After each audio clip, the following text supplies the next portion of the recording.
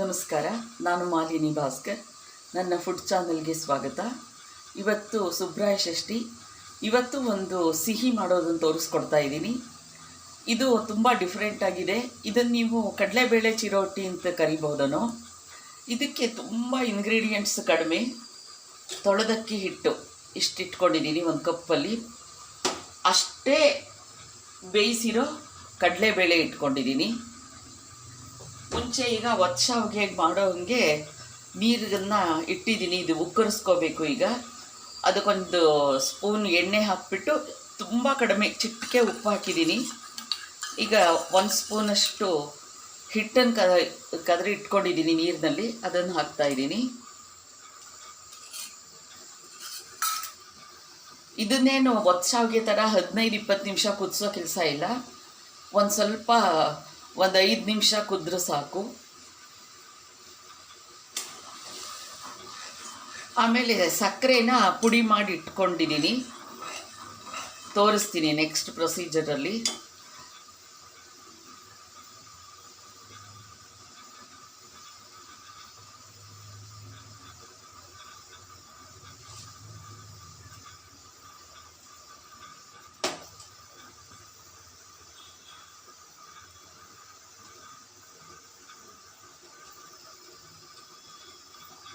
ಹಾಕ್ತಾ ಇದ್ದೀನಿ.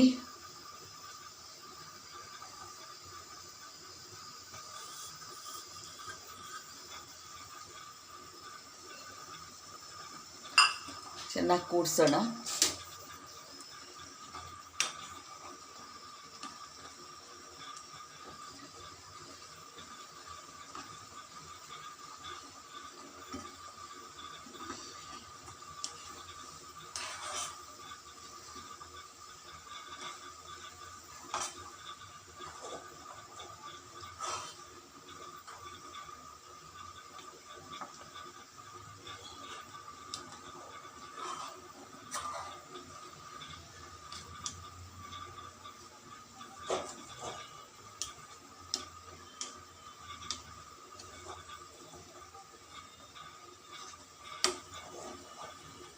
ಆರಲಿ ಇದು.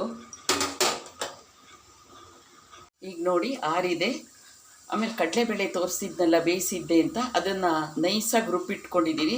ಈಗ ಇದು ಎರಡನ್ನೂ ಸೇರಿಸ್ಬಿಟ್ಟು ಚೆನ್ನಾಗಿ ನಾದಬೇಕು. ನೋಡಿ, ಚೆನ್ನಾಗಿ ನಾದ್ಕೊಂಡ್ಬಿಟ್ಟು ಈಗ ತುಂಬ ತೆಳು ತಟ್ಟಬಾರ್ದು. ಈ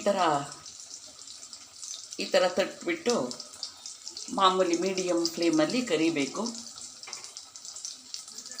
ಅಕಸ್ಮಾತ್ ಇದು ಕಡಲೆಬೇಳೆ ಸೇರಿಸ್ಬಿಟ್ಟು ಒಂದು ಸ್ವಲ್ಪ ನೀರಾಯಿತು ಇದು ಅಂತಂದರೆ ಏನೂ ಗಾಬರಿ ಇಲ್ಲ. ಮಾಮೂಲಿ ಅಕ್ಕಿ ಹಿಟ್ಟನ್ನು ಇನ್ನೊಂಚೂರು ಹಾಕ್ಕೊಂಡ್ಬಿಟ್ಟು ನಾದಿ, ಏನೂ ಆಗಲ್ಲ.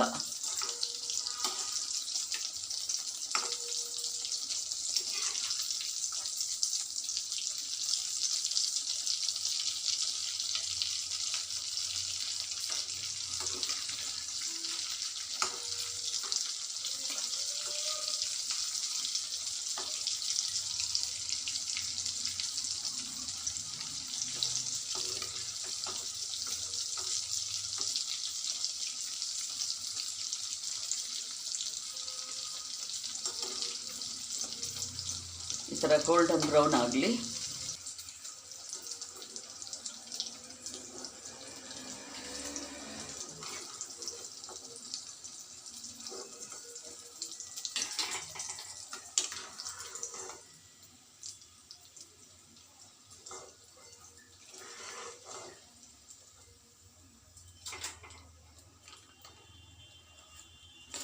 ಬಿಸಿಯಾಗಿರಬೇಕಾದ್ರೇ ಈ ಥರ ಸಕ್ಕರೆ ಪುಡಿನ ಉದುರಿಸ್ಬಿಡಿ.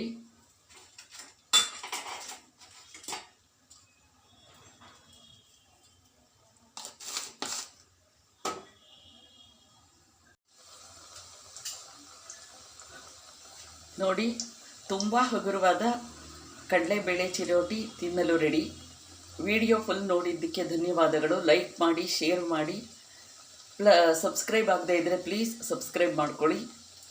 Thank you.